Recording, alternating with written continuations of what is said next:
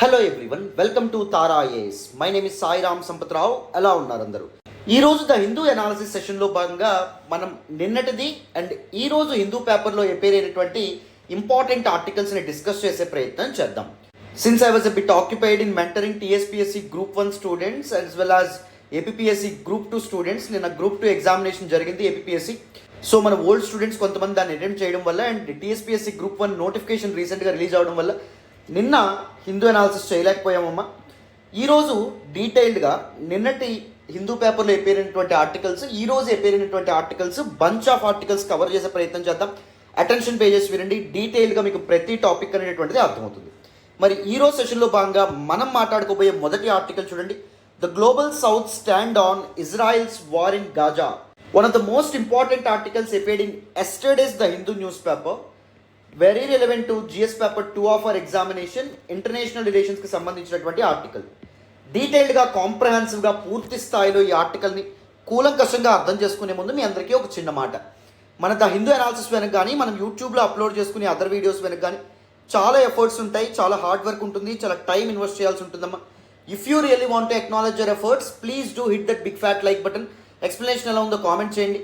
Me friends and fellow ఆస్పిరెంట్స్కి కూడా మన వీడియోస్ని షేర్ చేసే ప్రయత్నం చేయండి. ఛానల్ని ఇంకా సబ్స్క్రైబ్ చేసుకోకపోతే సబ్స్క్రైబ్ చేసుకోండి.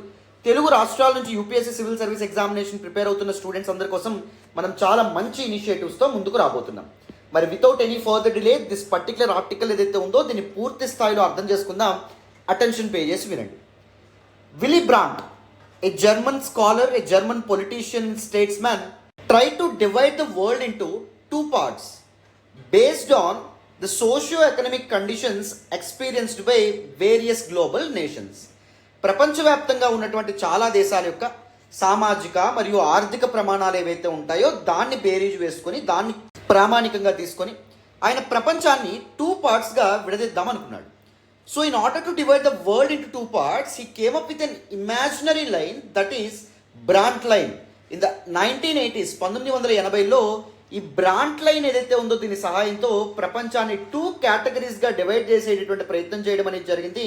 విలీ Brandt, who was a German statesmen, scholar, politician.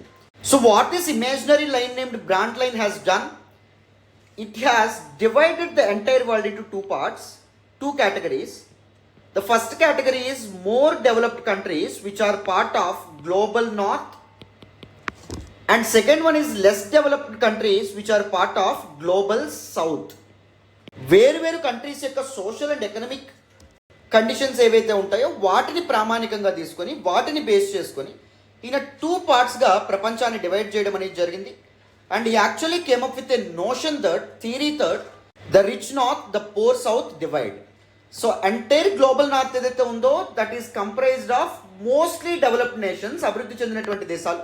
And if you look at the nations from global south, they are of medium income and lower income countries. Countries యొక్క per capita జీడిపిని base చేసుకుని ఈయన divide చేయడం అనేటువంటి జరిగింది. Historically, if you look at this particular global south, the countries belong to global south, they are actually raising voices against the injustices that were done by global north.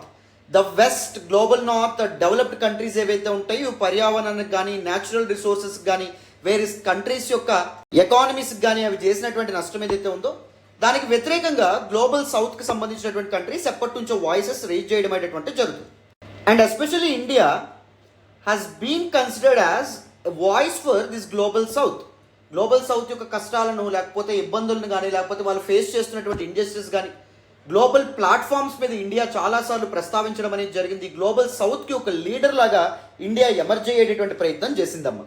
మరి ఇప్పుడున్న పరిస్థితులు మనం గమనిస్తే we're now living in the times of turmoil and chaos.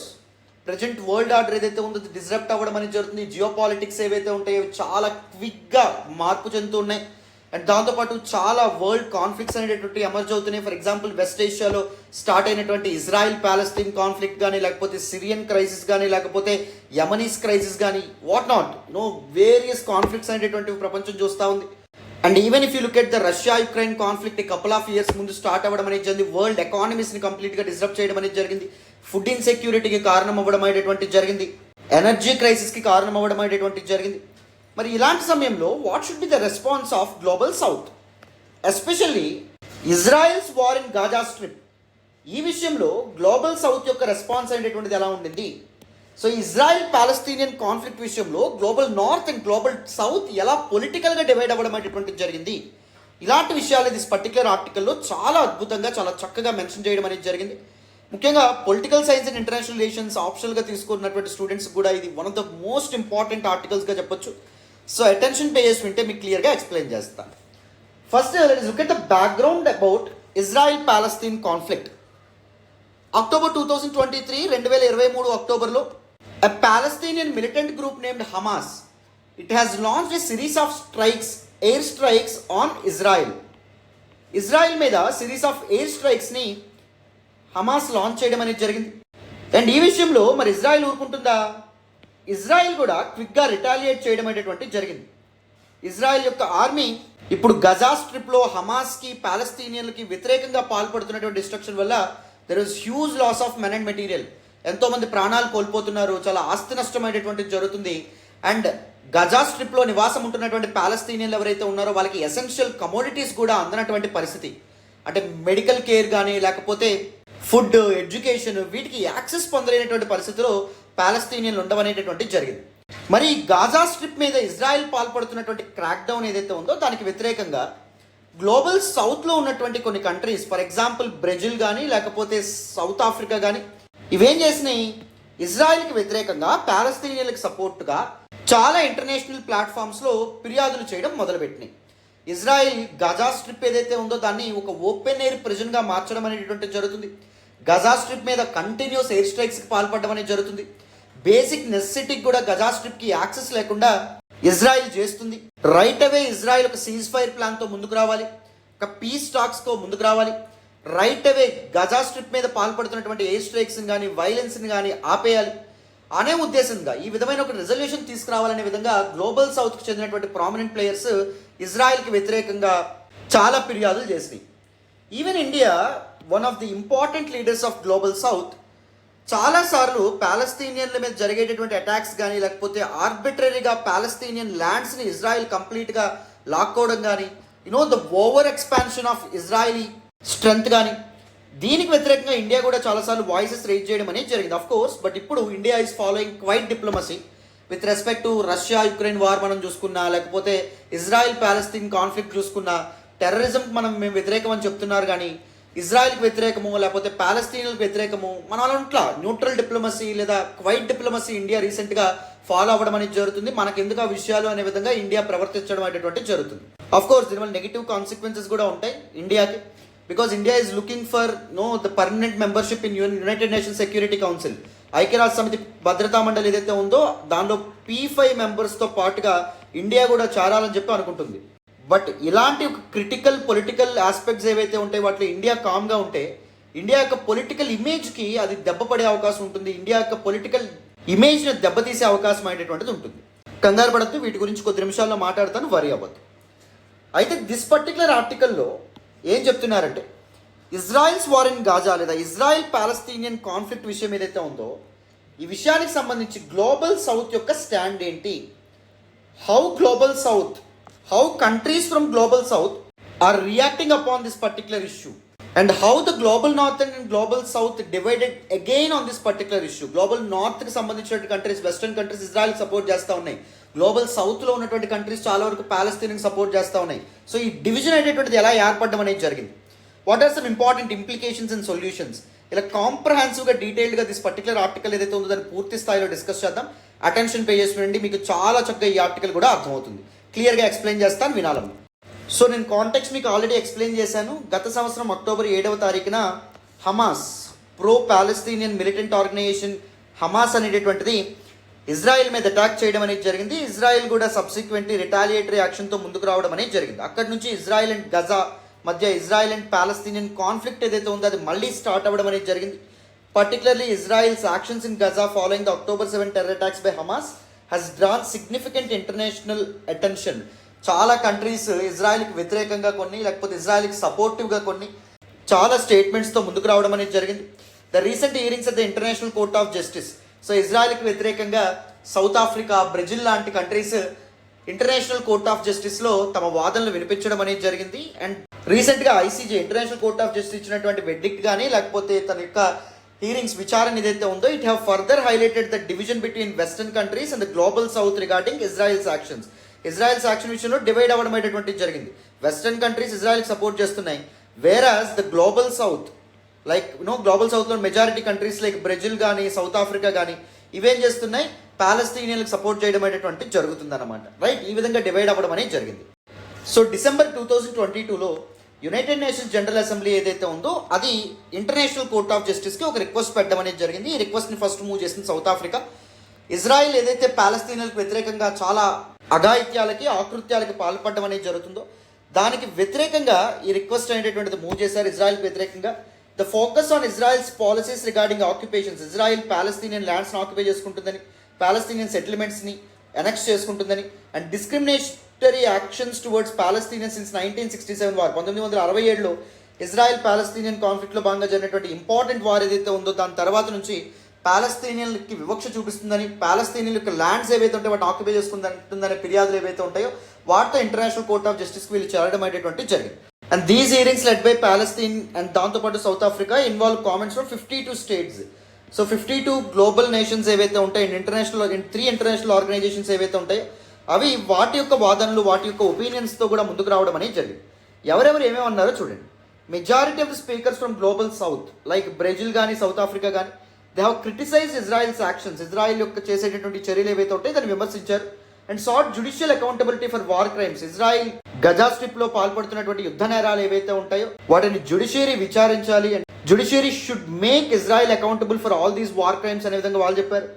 వెరాస్ western countries including the P5 members of United nations security council, permanent 5 members, United Kingdom కానీ లేకపోతే United states of America కానీ లేకపోతే Russia కానీ లేకపోతే చైనా కానీ and even France కానీ they have defended Israel's action citing the right to self defence. Self defence is very important. Israel తనని తాను కాపాడుకోవడానికి, ఎందుకంటే ఫస్ట్ ఇజ్రాయెల్ కాదు కదా అటాక్ చేసింది, హమాస్ అటాక్ చేయడం అనేది జరిగింది కదా, మరి రిటాలియేషన్కి ఇజ్రాయెల్ చేస్తే తప్పేంటని చెప్పి వీళ్ళు అంటున్నారు అనమాట. Palestinian foreign minister Riyad al Maliki strongly condemned Israel actions labelling them as ethnic cleansing. So Israel జాతి హననానికి పాల్పడుతుంది, పాలస్తీనియన్లు ఎవరైతే ఉంటారో వాళ్ళందరినీ తుడిచిపెట్టుకుపోయేటటువంటి ప్రయత్నం చేస్తుంది, అపార్థిడ్ జాతి వివక్షకు పాల్పడుతుంది, జెనోసైడ్ మారణ హోమానికి పాల్పడడం అనేటువంటి జరుగుతుందనే విధంగా చెప్పడం అనేది జరిగింది. Just because a person belonging to a particular ethnicity నువ్వు అతన్ని చంపాలని చూస్తే దాన్ని ఎథ్నిక్ క్లిన్సింగ్ అంటాం, దాన్ని జెనోసైడ్ అనే పేరుతో పిలుస్తాం. పాలస్తీనియన్లు పూర్తిగా సమూలంగా నాశనం చేసేటటువంటి ఒక యజ్ఞంకి ఇజ్రాయెల్ దిగడం అనేటటువంటి జరిగింది. అది ఎంత మాత్రం తగదనే విధంగా Palestinian foreign minister Riyad al మలీకి చెప్పడం అనేది జరిగింది. Some Western countries like Ireland they diverged from the broader Western stance by highlighting limitations on the use of force in self-defense under international law. So Ireland లాంటి కొన్ని countries in the global నార్త్లో ఉన్నటువంటి కొన్ని countries అవి ఏం చెప్తున్నాయంటే self defence పేరుతో ఎంత force అయితే అంత ఫోర్స్ యూజ్ చేసేయచ్చా, ఎన్ని అటాక్స్ కావాలని చేసేయచ్చా, అది తగదు. సో ఇంటర్నేషనల్ రా సెల్ఫ్ డిఫెన్స్ ఏదైతే ఉందో అప్హోల్డ్ చేసుకోమంటుంది కరెక్టే, కానీ సెల్ఫ్ డిఫెన్స్ పేరుతో వార్ క్రైమ్స్ ఏవైతే ఉంటాయో దానికి పాల్పడడం అనేది తగదని చెప్పి some nations from global north they explained their opinion. So south Africa first నుంచి ఇజ్రాయలీ యాక్షన్స్ని క్రిటిసైజ్ చేస్తుంది కరెక్టే, కానీ బ్రెజిల్ ఎందుకు ఇజ్రాయలీ యాక్షన్స్ ఏవైతే ఉంటే వాటిని క్రిటిసైజ్ చేస్తుంది దానికి వ్యతిరేకంగా ఉంది తెలుసుకుందామా. బ్రెజిల్ అండ్ ఇజ్రాయెల్ హిస్టారికల్గా చాలా క్లోజ్ టైస్ అండ్ మెయింటైన్ చేసి క్లోజ్ అలైజ్గా చెప్పొచ్చు.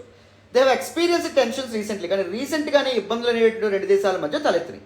Particularly due to Brazil's criticism of Israel actions. Brazil ఎప్పుడైతే ఇజ్రాయెల్ యాక్షన్స్ క్రిటిసైజ్ చేసిందో అప్పటి నుంచి ఇబ్బందులు అనేటువంటి తలెత్తినాయి. President Lula da Silva's criticism of Zionism. Brazil president అయినటువంటి లూలాడా సిల్వా ఆయన జియోనిజంని అండ్ జియోనిస్ట్ ఎక్స్పాన్షన్ని, జుడాయిజం ఏదైతే ఉంటుందో అది విపరీతంగా ఎక్స్పాండ్ అవ్వడాన్ని, పాలస్తీనియన్ల పైన అది డామినెంట్గా మారడాన్ని ఆయన క్రిటిసైజ్ చేశారు. And likening of Israel actions to the Holocaust led to diplomatic repercussions. ఆయన ఇంకా ఏం చేయడం అనేటువంటిది జరిగింది అంటే ఇజ్రాయిల్ పాలస్తీనియన్ల మీద పాల్పడుతున్నటువంటిది ఇట్ ఈస్ సెకండ్ హోలోకాస్ట్గా ఆయన చెప్పడం అనేది జరిగింది. నాజీ జర్మనీ యూదుల మీద ఏదైతే చేసిందో హిట్లర్ టైంలో సేమ్ అదే ఇప్పుడు ఇజ్రాయెల్ పాలస్తీనియన్ల మీద చేస్తుంది, జెనోసైడ్కి పాల్పడుతుంది, జాతి హననానికి ఎథ్నిక్ క్లెన్సింగ్కి పాల్పడుతుందని చెప్పి క్రిటిసైజ్ చేయడం అనేది జరిగింది.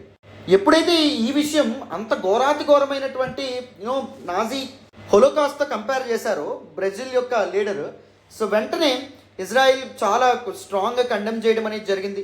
సో రెండు దేశాల మధ్య సత్సంబంధాలు ఏవైతే ఉన్నాయో కంప్లీట్గా డిక్లైన్ అయినాయి, with Israel declaring him a persona non grata. So Israel ఏం చేసింది, బ్రెజిల్ ప్రెసిడెంట్ లూలా డా సిల్వాని పర్సోనా నాన్ గ్రాటాగా డిక్లేర్ చేయడం అనేది జరిగింది. That means he's a person who is not allowed, who shouldn't be allowed to Israel అనే విధంగా చెప్పడం అనేది జరిగింది. And if you look at India's position, చాలా విషయాల్లో India this quiet diplomacy, the neutral డిప్లొమసీని ఫాలో అవుతున్నప్పటికీ, డిప్లొమసీ ఆఫ్ న్యూట్రాలిటీని ఫాలో అవుతున్నప్పటికీ, ఇజ్రాయిల్ పాలస్తీన్ కాన్ఫ్లిక్ట్ విషయంలో మాత్రం హిస్టారికల్గా చాలాసార్లు పాలస్తీనియన్ల యొక్క రైట్స్ని అప్హోల్డ్ చేసే ప్రయత్నం చేసింది India. India has historically supported UN resolutions critical of Israel's occupation and annexation of Palestinians territory. Palestinian టెరిటరీని ఇజ్రాయిల్ ఆక్యుపై చేసుకునేటటువంటి విషయాలు ఏవైతే ఉన్నాయో, దాని వ్యతిరేకంగా తీసుకొచ్చినటువంటి రెజల్యూషన్స్ ఏవైతే ఉన్నాయో ఐక్యరాజ్య సమితిలో, వాటికి సపోర్టివ్గా ఇండియా ఓట్ చేయడం అనేది జరిగింది. However India has maintained a nuance stance abstaining from some votes while voting in favour of others. కొన్నింటికి ఫేవర్గా ఓటేసింది, కొన్నింటికి అసలు ఓట్ వేయకుండా తన ఒపీనియన్ తెలపకుండా అబ్స్టినేషన్ అనేటటువంటిది తీసుకొచ్చింది అనమాట. సో దిస్ అబ్స్టైన్మెంట్ డిప్లొమసీయే ఇండియాతో వచ్చినటువంటి ప్రాబ్లం. చాలామంది అవకాశవాదం ఇండియా అనేటటువంటి పేరుతో పిలుస్తారు. అంటే ఇండియాకి ఆ పరిస్థితుల్లో ఎవరు అవసరం ఉంటే అటువైపు వెళ్ళిపోతుంది అనే విధంగా కొంతమంది మాట్లాడడం అనేది జరుగుతుంది, రైట్? సో ఇది ఒక ముఖ్యమైన ప్రాబ్లం మన యొక్క డిప్లొమసీలో. India's public comments on the issue have been minimal. So Israel Palestine conflict గురించి డైరెక్ట్గా మాట్లాడకుండా టెర్రరిజం అనేది మేము యాక్సెప్ట్ చేయం, ఉగ్రవాదం అనేటటువంటి తగదు అనే విధంగా అంటుంది. కానీ డైరెక్ట్గా ఇజ్రాయెల్ యొక్క యాక్షన్స్ కానీ, లేకపోతే హమాస్ యొక్క యాక్షన్స్ కానీ, లేదా పాలస్తీనియన్ గురించి మాట్లాడిందంటే మాట్లాడలేదు. Reflecting a desire to balance regional expectations with strategic interest. So India ఏం చేస్తుంది, ఎవరికి వ్యతిరేకంగా వెళ్తే మనకేమవుతుందో అనే ఆందోళన ఇండియా వ్యక్తం చేస్తున్నట్టుంది. ఒక ఫర్మ్ స్టాన్స్తో ఇండియా ముందుకు రావట్లా. సో తన స్ట్రాటజిక్ ఇంట్రెస్ట్ కోసం రీజనల్ ఎక్స్పెక్టేషన్స్ని బ్యాలెన్స్ చేసే ప్రయత్నం చేస్తుంది. నోటబుల్లీ డిఫెన్స్ కోఆపరేషన్ విత్ ఇజ్రాయెల్తో డిఫెన్స్ కోఆపరేషన్ మనకు అవసరం, అందుకే ఇజ్రాయెల్కి వ్యతిరేకంగా మనం మాట్లాడట్లా. అలా అని చెప్పి మనకు అరబ్ కంట్రీస్ ఏవైతే ఉన్నాయి, for example United Arab Emirates కానీ, లేకపోతే మనకి ఖతార్ కానీ, సౌదీ అరేబియా కానీ, వీళ్ళతో మనకు కార్డియల్ రిలేషన్స్ మనకు అవసరం, అందుకే పాలస్తీనియన్లకు వ్యతిరేకంగా కూడా మనం మాట్లాడలేకపోతున్నాం. While India has express solidarity with పాలస్తీనియన్లతో సంఘీభావం మనం తెలిపినప్పటికీ, its defence ties and economic interest with Israel complicates its position. ఇజ్రాయెల్తో మనకి డిఫెన్స్ రిలేటెడ్ నీడ్స్ అనేటివి ఉన్నాయి. సో అవి మనకి మన ఇంట్రెస్ట్ సర్వ్ అవ్వాలంటే మనం ఇజ్రాయెల్కి వ్యతిరేకంగా వెళ్ళడం కరెక్ట్ కాదు అనే విధంగా అర్థం చేసుకోవాలి. And what exactly the significance or importance of this global South stand? Global south యొక్క ఈ పొజిషన్ ఏదైతే ఉందో దానికి ఇంపార్టెన్స్ ఏంటి? The alignment of global South countries led by Brazil and South Africa against Israeli actions underscores a shift in international dynamics. క్లియర్గా ప్రపంచ రాజకీయాల్లో వస్తున్నటువంటి మార్పులు ఏవైతే ఉంటాయో మనకు కనిపిస్తూ ఉన్నాయి. ఈ స్టాండ్స్ని మనం క్లియర్గా సీరియస్గా చూస్తే it signals a growing consensus among developing nations for international judicial accountability regarding Israel's actions in Gaza. So Global South ఇప్పుడు ఎంత మాత్రం భయపడట్లా. Developed countries they are politically very strong, they are economically very strong అనే భయం developing nations, లేకపోతే middle income and lower income nations అనేటువంటి Global South nations ఏవైతే ఉన్నాయో వాటి ఎంత మాత్రం లేదు. దర్జాగా స్ట్రాంగ్గా దిస్ డెవలప్డ్ నేషన్స్ ఏవైతే ఉన్నాయో పాల్పడుతున్నటువంటి చర్యలకు గాను జ్యుడిషియల్ అకౌంటబిలిటీ అనేది ఉండాలి. అంటే కోర్టుల ముందు జవాబు అనేటటువంటి చెప్పాలి. ఎందుకు ఆ పనులు చేస్తూ ఉన్నాయి, ఎందుకు అనవసరంగా యుద్ధాలు చేస్తూ ఉన్నాయి, ఈ విషయాలు చెప్పాలి. ఒకప్పట్లాగా మా ఇష్టం వచ్చినట్టు మేము చేసుకుంటామంటే చల్లదు అనేటటువంటి ఒక ఇది ఇవ్వడం అనేది జరుగుతుంది. సో పవర్ ఏదైతే ఉంటుందో, పవర్ బ్యాలెన్స్ ఏదైతే ఉందో అది ఈక్విటబుల్గా డిస్ట్రిబ్యూట్ అయ్యేటటువంటి ఛాన్స్ ఆ పర్టికులర్ ఇన్స్టెన్సెస్ మనకు క్లియర్గా కనిపిస్తున్నాయి అనే విధంగా మనం ఇక్కడ చెప్పొచ్చు. And historically India is trying to become the voice of global south యొక్క వాయిస్గా ఇండియా మారాలని ప్రయత్నిస్తుంది. కానీ this neutral diplomacy, this particular quiet diplomacy ఏదైతే ఉందో that will be a threat for India. So India firm stance తీసుకోలేకపోతే India weak అనే విధంగా ప్రొజెక్ట్ అయ్యే అవకాశం ఉంటుంది. ఇండియా తన ఓన్ ఇంట్రెస్ట్ కోసం అవకాశవాదంగా మాట్లాడుతుంది అనేటువంటి ఇంప్రెషన్ అనేటటువంటిది వెళ్ళే అవకాశం ఉంది. ఎస్పెషల్లీ యునైటెడ్ నేషన్స్ సెక్యూరిటీ కౌన్సిల్లో పర్మనెంట్ మెంబర్గా మారాలనేటటువంటి మన ఆస్పిరేషన్ ఏదైతే ఉందో దాన్ని బెడిసి కొట్టే అవకాశం ఉందని కూడా మనం చెప్పొచ్చు. So Global south versus global north divide నేను ఫస్ట్లో చెప్పాను. విలీ బ్రాంట్ ఇన్ ద 1980s ఆయన ఒక ఇమాజినరీ లైన్ గీయడం ద్వారా, బ్రాంట్ లైన్ ద్వారా ఆయన ఏం చేశారు, రిచర్ కంట్రీస్ అండ్ పూరర్ కంట్రీస్గా డివైడ్ చేయడం అనేది జరిగింది ప్రపంచాన్ని, right? The line basically shows the socio economic divide between northern countries and southern countries, right? So northern countries యొక్క పర్ క్యాపిటల్ జీడిపి ఎక్కువ, సోషియో ఎకనామిక్ కండిషన్స్ బాగుంటాయి. వేరే సదరన్ గ్లోబల్ సౌత్లో మనకి అంత ప్రామినెంట్ సోషియో ఎకనామిక్ కండిషన్స్ కనబడవు, అవునా? So India's efforts to become the voice of global south. So New Delhi declaration మనకి గత సంవత్సరం న్యూఢిల్లీలో జరిగినటువంటి G20 సమిట్, G20 శిఖరాగ్ర సమావేశం వేదికగా ఇండియా దానికి ప్రెసిడెంట్గా ఉంది. It try to build consensus among G20 members to include the issues of global south like debt financing, climate justice, gender equality, global సౌత్కి సంబంధించినటువంటి ఇష్యూస్ ఏవైతే ఉంటే వాటి తరపున మాట్లాడే ప్రయత్నం చేసింది త్రూ న్యూఢిల్లీ డిక్లరేషన్. అండ్ G20ని ఎక్స్పాండ్ చేయాలనే ఆలోచనతో కూడా ముందుకు రావడం అనేది జరిగింది. ఆఫ్రికన్ యూనియన్ ఏదైతే ఉందో దాన్ని కూడా G20లో చేర్చుకోవాలనే ప్రపోజల్ని ఇండియా మొదటిసారి తీసుకురావడం అనేది జరిగింది. Voice of global South summit అనే కాన్సెప్ట్ని ఇంట్రడ్యూస్ చేయడం అనేది జరిగింది. వ్యాక్సిన్ డిప్లొమసీ ద్వారా, వ్యాక్సిన్ మైత్రి అనేటటువంటి ప్రోగ్రామ్ ద్వారా గ్లోబల్ సౌత్లో ఉన్నటువంటి other medium income and lower income కంట్రీస్కి వ్యాక్సిన్స్ మనం అందించే ప్రయత్నం చేసాం. More representative multilateral fora, various multilateral ప్లాట్ఫామ్స్లో దీస్ గ్లోబల్ నార్త్ యొక్క ప్రామినెన్స్ అనేది ఎక్కువగా ఉంది. అలా కాకుండా ఈక్వల్ రిప్రజెంటేషన్ అందరికీ ఉండాలి, అందరు వాయిసెస్ అనేటటువంటి వినిపించాలనే విధంగా మనం చాలాసార్లు డిమాండ్స్తో ముందుకు రావడం అనేది జరిగింది. క్లైమేట్ జస్టిస్ విషయంలో కూడా, అంటే ఇప్పుడు ఏదైతే మనకి environment problems, climate change issues అని చెప్తున్నారో, సో ఇప్పుడు ఏమంటున్నారు, క్లైమేట్ చేంజ్తో అందరూ కలిపి పోరాడాలి, అందరూ ఈక్విటబుల్గా పోరాడాలనే కాన్సెప్ట్తో ముందుకు వస్తే ఇండియా క్లైమేట్ జస్టిస్ అనే కాన్సెప్ట్తో ముందుకు రావడం అనేది జరిగింది. అసలు వాతావరణం ఇంతవరకు ఘోరంగా పారడానికి దిస్ గ్లోబల్ నార్తే కారణం. సో ఇండస్ట్రియల్ రెవల్యూషన్ కానీ, ర్యాపిడ్ ఇండస్ట్రియలైజేషన్ కానీ, లేకపోతే కలోనియల్ ఫేజ్లో కానీ వాళ్ళు ఏం చేయడం అనేది జరిగింది, అన్ని దేశాల యొక్క న్యాచురల్ రిసోర్స్ని కొలగొట్టడం అనేది జరిగింది. కొలగొట్టి వాళ్ళు డెవలప్డ్ అయిపోయారు. కానీ ఇప్పుడు రెస్పాన్సిబిలిటీ అందరూ ఈక్వల్గా షేర్ చేసుకోవాలని చెప్తున్నారు. అది ఎలా కుదురుతుంది? So with respect to mitigating climate change, so there should be fairness. ఎవరైతే ఎక్కువ ఇబ్బంది పెట్టారో, ఎవరైతే ఎక్కువ పాడు చేశారో క్లైమేట్ని, వాళ్ళు ఎక్కువ రెస్పాన్సిబిలిటీ తీసుకోవాలి. ఎవరైతే అంత దీనిగా ఇదవ్వలేదో, ఎవరైతే న్యాచురల్ రిసోర్స్ని ఉపయోగించుకోలేకపోయారో వాళ్ళ రెస్పాన్సిబిలిటీ తక్కువ ఉండాలి. సో ఈ రకమైనటువంటి విషయాలతో కూడా ఇండియా ముందుకు రావడం అనేది జరిగిందమ్మా. రైట్.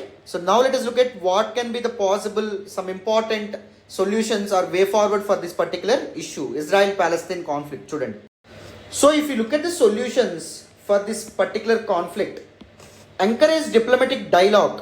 సో చర్చల ద్వారా ఇలాంటి డిప్లొమాటిక్ ఇష్యూస్ ఏవైతే ఉంటాయో వాటిని సాల్వ్ చేసే ప్రయత్నం చేయాలి. నెగోషియేషన్స్ ద్వారా సాల్వ్ చేసే ప్రయత్నం చేయాలి to address the underlying issues of Israel Gaza conflict.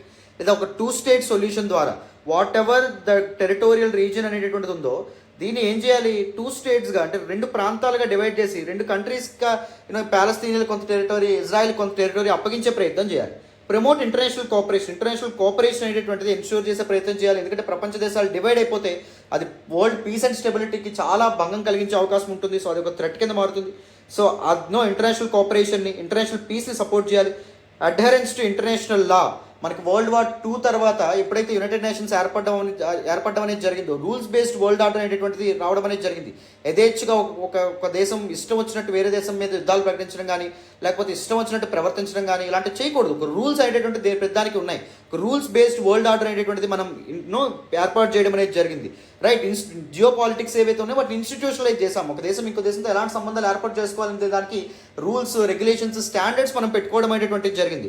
Right. So దాన్ని ప్రతి ఒక్కరు ఫాలో అవ్వాలి. To ensure accountability for actions violating human rights and humanitarian law. So మానవ హక్కులను ఉల్లంఘించిన హ్యుమానిటేరియన్ లా ఏదైతే ఉంటుందో, మానవవాదం ఏదైతే ఉందో దాన్ని వ్యతిరేకంగా ఏ కంట్రీ అయినా ప్రవర్తించినా వాళ్ళని జవాబుదారులుగా చేయాలి. అర్థమైందా? వాళ్ళని కోర్టుల్లో ప్రశ్నించాలి, వాళ్ళకి రైట్ పనిష్మెంట్ అనేటటువంటిది ఇవ్వాలి. Right. These can be the solutions. So కంప్లీట్గా డీటెయిల్గా మీకు పూర్తి స్థాయిలో దిస్ పర్టికులర్ ఆర్టికల్ కంప్లీట్గా అర్థమైందని అనుకుంటున్నాను. This all about this particular article అమ్మ. మరి without any further delay next article discuss చేద్దాం, వినండి. ఈ రోజు ద హిందూ ఎనాలిసిస్లో మనం మాట్లాడుకునే నెక్స్ట్ ఆర్టికల్ చూడండి. Prime minister lauds role of cooperatives in farmers welfare. One of the most important article with respect to GS paper 2 polity and governance సంబంధించిన ఆర్టికల్, GS paper 3 economic growth and డెవలప్మెంట్కి కూడా సంబంధించినటువంటి article. Very very important article. So if you look at the central idea of this particular article, our prime minister Narendra Modi రీసెంట్గా he lauded the cooperative system in India. He said that cooperatives have the potential to tackle personal issues of farmers with collective strength అని చెప్పడం అనేది జరిగింది. ఎందుకంటే cooperatives అంటే అర్థం ఏంటి sir? Cooperative is a farm or business or other organization which is owned and run jointly by its members. So different members కలిపి run చేసేటటువంటి ఒక బిజినెస్ని కోఆపరేటివ్ ఫామ్గా మనం చెప్పడం అనేది జరుగుతుంది. పెట్టుబడులు అందరూ కలిపే పెడతారు, అండ్ ప్రాఫిట్స్ అండ్ బెనిఫిట్స్ ఏవైతే ఉంటాయో అవి కూడా అందరూ కలిపే తీసుకోవడం అనేది జరుగుతుంది. దీనివల్ల కలెక్టివ్ స్ట్రెంగ్త్ అనేటటువంటిది ఏర్పడడం అనేది జరుగుతుంది. నెగోషియేషన్స్లో కానీ లేకపోతే కలెక్టివ్ బార్గెనింగ్ అనేటటువంటిది కూడా వీళ్ళకి లభించడం అనేది జరుగుతుంది అనమాట. ఈ కాంటెక్స్ట్లో అసలు ప్రైమ్ మినిస్టర్ ఏమన్నారు, what exactly the significance of this cooperatives in ensuring the wellbeing of farmers in India తెలుసుకునే ప్రయత్నం చేద్దామా, వినండి. So if you look at the context of this particular article, prime minister Narendra Modi రీసెంట్గా emphasize the pivotal role, very important role, key role of cooperatives in advancing farmers' welfare రైతుల యొక్క వెల్బీయింగ్ని ముందుకు తీసుకెళ్లే విధంగా కోఆపరేటివ్స్ పనిచేస్తున్నాయి. కోఆపరేటివ్స్ కీలకమైన పాత్ర పోషిస్తున్నాయని చెప్పి నరేంద్ర మోడీ గారు చెప్పారు. During the inauguration of several key initiatives in the cooperative sector. Cooperative సెక్టర్లో చాలా ఇనిషియేటివ్స్ని ప్రకటించడం అనేది జరిగింది. Highlighting the collective strength of cooperatives. Cooperatives వల్ల collective strength, collective bargaining power రైతులకు రావడం అనేటటువంటిది జరుగుతుంది. ఫర్ ఎగ్జాంపుల్ సీడ్స్ కొనుక్కుంటున్నారు అనుకోండి, ఒక్కొక్కరు వేరువేరుగా వెళ్తే ఆ సీడ్స్ అమ్మేవాడు ఒక రేట్ చెప్తాడు, అందరూ కలిపి మేము బల్క్గా కొనుక్కుంటామంటే తక్కువ రేట్ చెప్పడం అనేది జరుగుతుంది. అలాగే ఒకడు వచ్చి ఒక ఫుడ్ ప్రాసెసింగ్ ఇండస్ట్రీ రన్ చేసేవాడు ప్రైవేట్ వ్యక్తి ఒకడు వచ్చి మాకు మీ టమాటాలు కావాలో లేకపోతే మాకు మీ బెండకాయలు కావాలో అని చెప్పి అడిగాడు అనుకోండి, ఒక్కొక్కరైతే అతను మోసం చేసే అవకాశం ఉంటుంది. అందరూ కలిపి అయితే మాకు ఇంత కావాలి అయితేనే ఇస్తాం అని కలెక్టివ్గా అడిగేటటువంటి హక్కు వీళ్ళకు ఉండమనేది జరుగుతుంది. ఈ underscore their potential in addressing the individual challenges faced by farmers. రైతులు ఫేస్ చేసేటటువంటి సవాళ్ళు అండ్ దాంతోపాటు సమస్యలు ఏవైతే ఉంటాయో వాటిని ట్యాకిల్ చేయడంలో కోఆపరేటివ్స్ ఎంత ఇంపార్టెంట్ రోల్ ప్లే చేస్తాయనే విషయాన్ని నరేంద్ర మోడీ గారు చెప్పడం అనేది జరిగింది.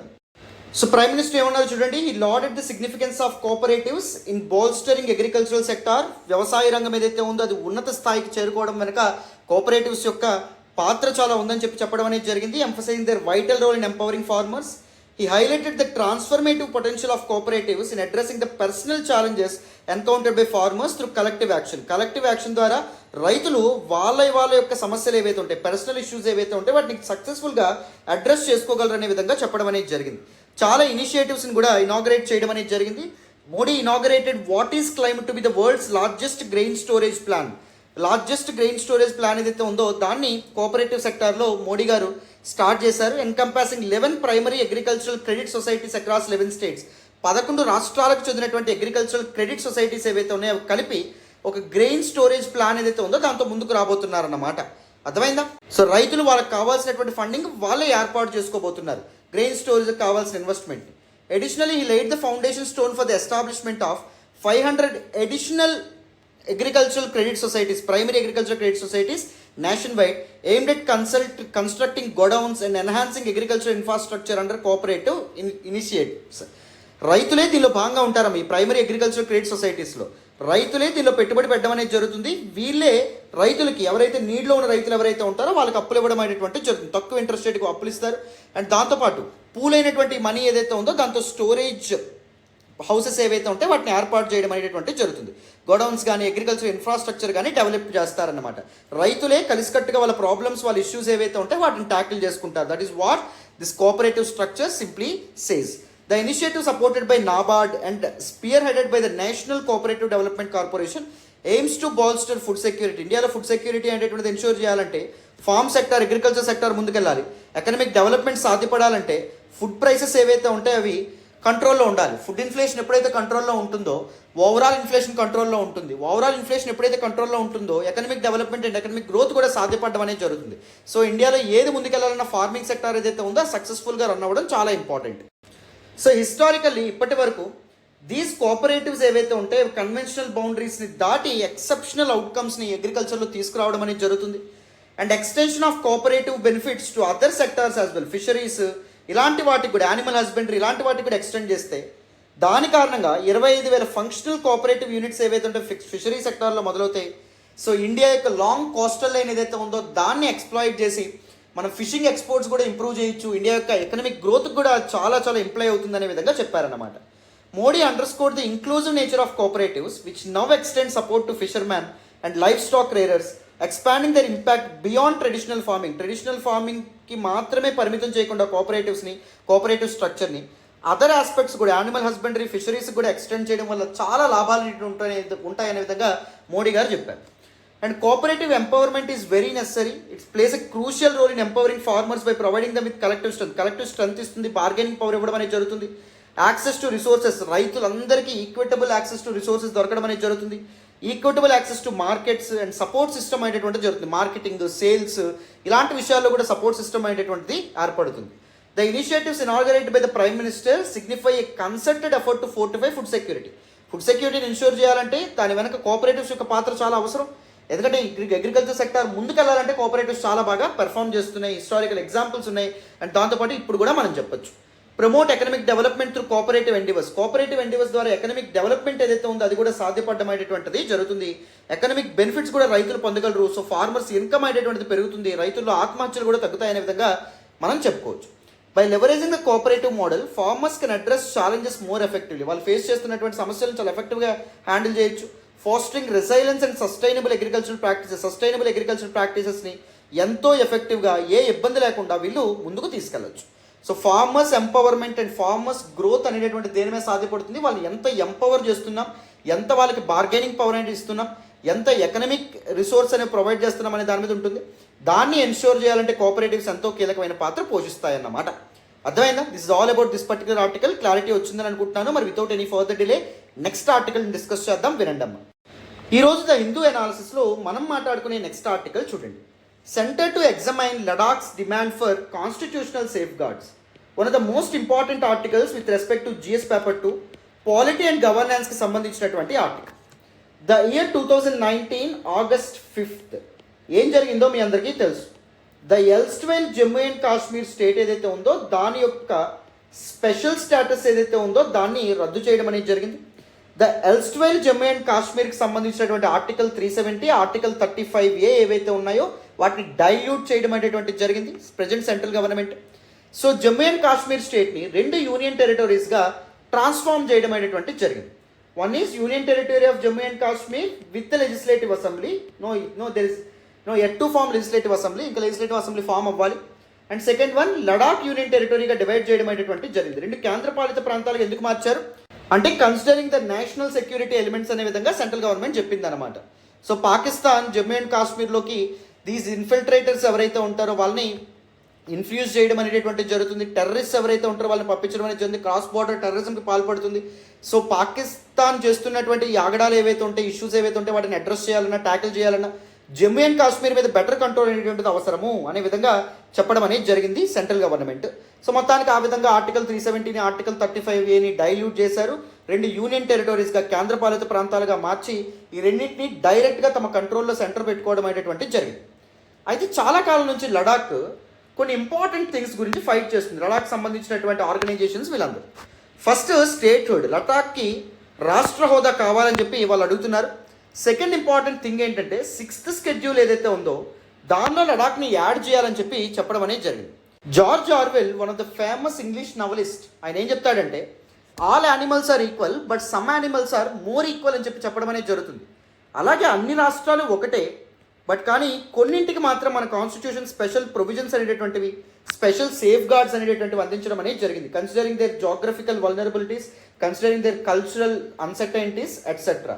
కొన్ని ప్రాంతాలు ముఖ్యంగా ట్రైబల్ రీజియన్స్ కానీ లేకపోతే కొన్ని సెన్సిటివ్ రీజియన్స్ ఏవైతే ఉంటాయో వాటికి స్పెషల్ ప్రొటెక్షన్స్ ఏవైతే ఉంటాయో వాటిని 5th and 6th షెడ్యూల్ ద్వారా అందించడం అనేటువంటిది జరిగిందమ్మా. ఓకేనా?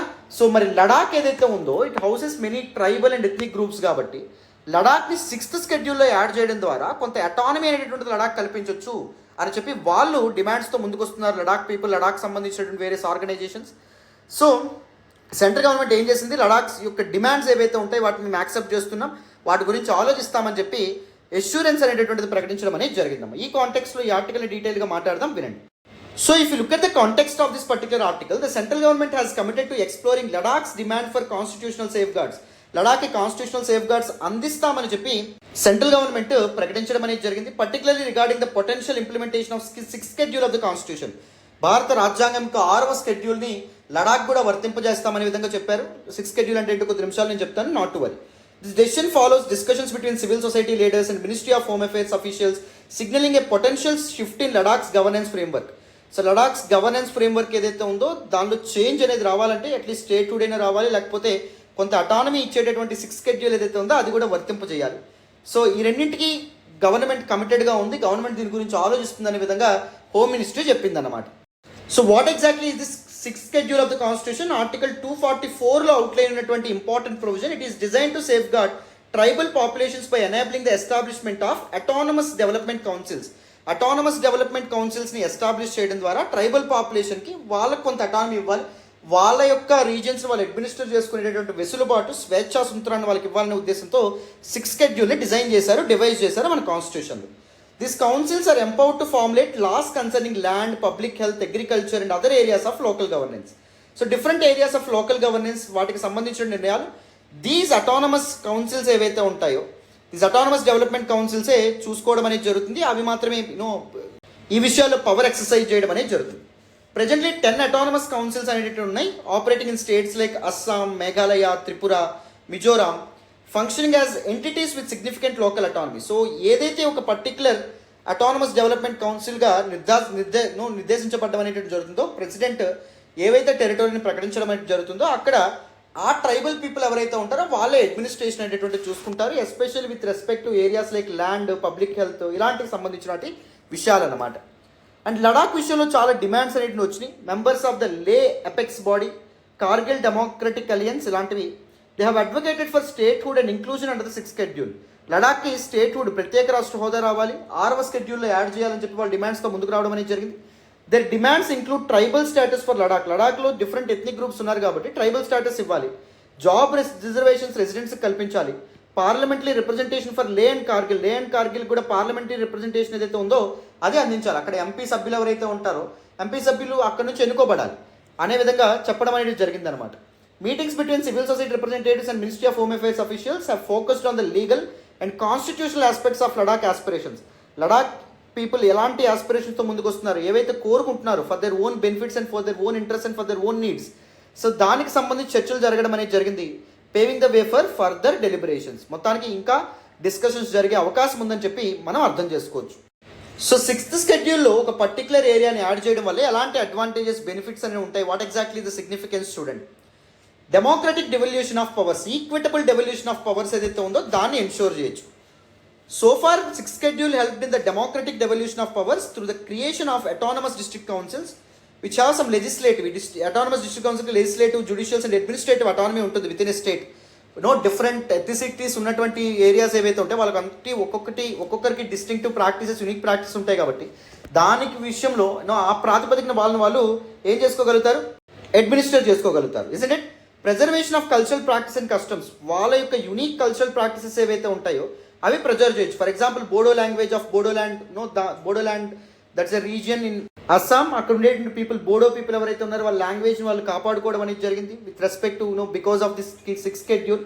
Protection of tribal land rights by granting autonomous councils the powers to legislate on matters like land, forest, fisheries, వీటి మీద వాళ్ళ నిర్ణయాలు తీసుకుంటారు కాబట్టి వాళ్ళ ట్రైబల్ ల్యాండ్స్ని వాళ్ళే సేఫ్ గార్డ్ చేసుకోగలుగుతారు, ప్రొటెక్ట్ చేసుకోగలుగుతారు. Grant in funds, finance commission ఏదైతే ఉందో అది దీస్ అటానమస్ డిస్ట్రిక్ట్ కౌన్సిల్స్కి కొంత మనీ అనేటటువంటిది, ట్యాక్స్ మనీ ఏదైతే ఉందో దాన్ని అందించడం అనేది జరుగుతుంది, కొంత కేటాయించడం అనేటువంటి జరుగుతుంది. సో దాని కారణంగా అక్కడ ఫర్దర్ డెవలప్మెంట్ అనేటటువంటి జరుగుతుంది. సస్టైనబుల్ సోషియో ఎకనామిక్ డెవలప్మెంట్ కూడా సాధ్యపడుతుంది. Inclusion of a region in the 6th schedule ensures the socio economic development of a region in consonance with cardinal virtue of sustainability ensure చేయొచ్చు, socio economic development కూడా సాధ్యపడుతుంది అనే విధంగా మనం చెప్పొచ్చు. అందుకే Ladakh people this constitutional safe guards ఏవైతే ఉంటాయో వాటిని ఎప్పటి నుంచో కోరుకోవడం అనేటువంటిది జరుగుతుందాం. అర్థమైందా? సో ఈ ఆర్టికల్ కూడా మీకు పూర్తి స్థాయిలో కాంప్రహెన్సివ్గా డీటెయిల్గా అర్థమైందని అనుకుంటున్నాను. This all about this particular article and this all about today's the Hindu analysis అమ్మ.